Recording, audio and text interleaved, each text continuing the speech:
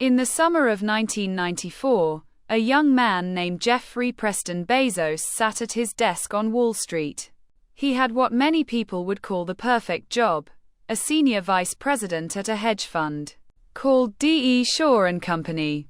The pay was excellent. The office was in Manhattan. The future was secure. But Jeff Bezos was staring at something that would change everything, a statistic that said the internet was growing at 2,300% per year. That number lit a spark in his mind. He began to wonder, what if this new thing, the internet, could sell everything? Books, music, electronics, all from a screen. At the time, it sounded crazy. Nobody was buying online. People barely trusted the idea of typing their credit card number into a computer. Yet, Jeff couldn't shake the thought. He knew if he didn't try, someone else would. So one day, he walked into his boss's office and told him about the idea, an online bookstore. His boss listened carefully and said, "It's a good idea, Jeff, but it would be better for someone who doesn't already have a good job." That one line changed his life. Bezos went home, made a list of pros and cons, and realized he would rather try and fail than never try at all. He called it a regret minimization framework, a fancy way of saying he didn't want to look back at age 80 and wonder what if. And so, at 30 years old, Jeff Bezos packed his bags, quit his job, and drove across the country with his wife, Mackenzie, from New York to Seattle. In the car, he wrote the business plan for what would become Amazon.com. He chose books as the first product because there were millions of them, easy to ship, and everyone read them. The idea was simple.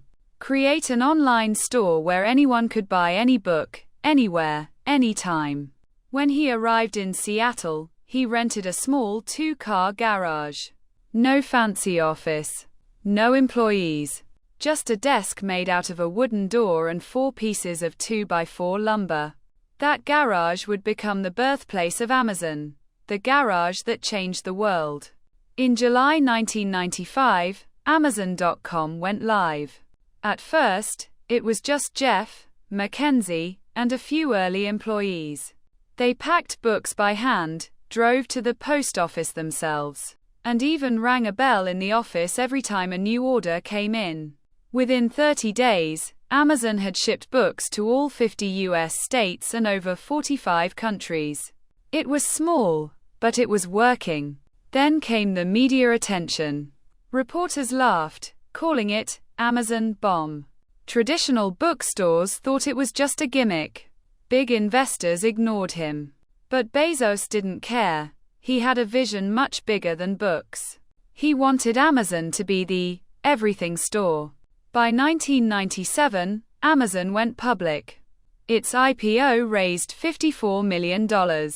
And by the early 2000s, it had expanded into music, DVDs, and electronics. Then came a defining moment, the dot-com crash of 2000. Thousands of internet companies went bankrupt overnight. Amazon's stock dropped by more than 90%. Everyone said it was finished. But Bezos refused to give up. He told his team, "If we stick to what's right for the customer, everything else will follow." He focused on 3 principles that would guide Amazon forever.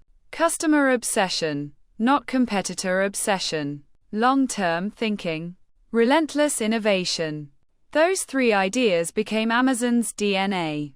While others were panicking, Bezos doubled down on infrastructure. He built better warehouses, faster delivery systems, and developed early versions of what would later become Amazon Prime, a membership program that offered fast shipping for a small annual fee.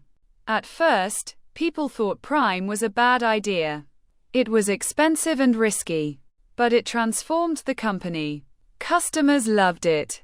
They began buying more, trusting more, and depending on Amazon for nearly everything.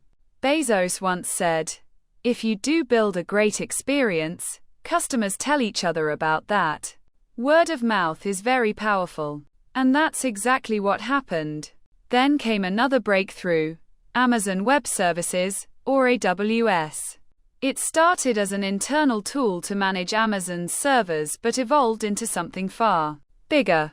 Bezos realized that other businesses needed cloud computing power too: storage, databases, servers, all available on demand.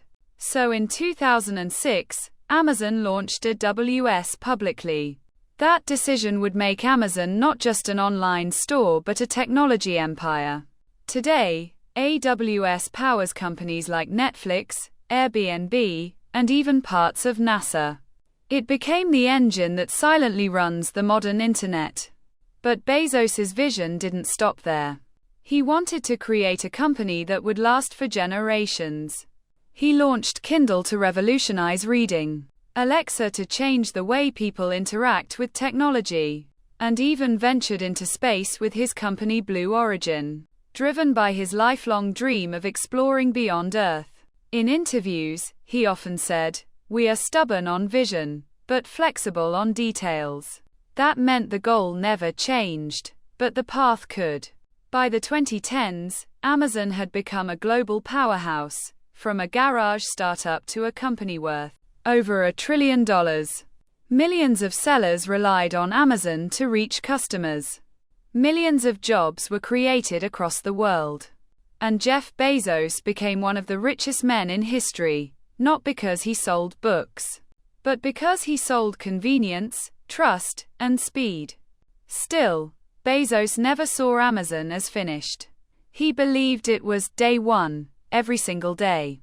He even named his building Day One Tower to remind employees that innovation never sleeps. Of course, the journey wasn't without controversy. Amazon faced criticism for working conditions, competition practices, and its impact on small businesses. But Bezos always responded with one message: the customer comes first. Love him or hate him, his philosophy changed how the world shops, reads, and even thinks about technology. In 2021, after 27 years as CEO, Jeff Bezos stepped down to focus on other ventures, including Blue Origin and his philanthropic efforts. He handed over the reins but left behind a legacy that started with one small garage, a few desks made from doors, and a dream fueled by data and determination. Today, when you click "Buy Now" on Amazon, you're participating in a story that began with one man's decision to take a risk, to leave comfort for curiosity. Jeff Bezos once said, "I knew that if I failed, I wouldn't regret that. But I knew the one thing I might regret is not trying." That's the true story of Amazon. Not just a company, but a symbol of what happens when bold ideas meet relentless execution. So the next time you order something online, remember, it all started in a humble garage in Seattle, with a man who believed that the internet could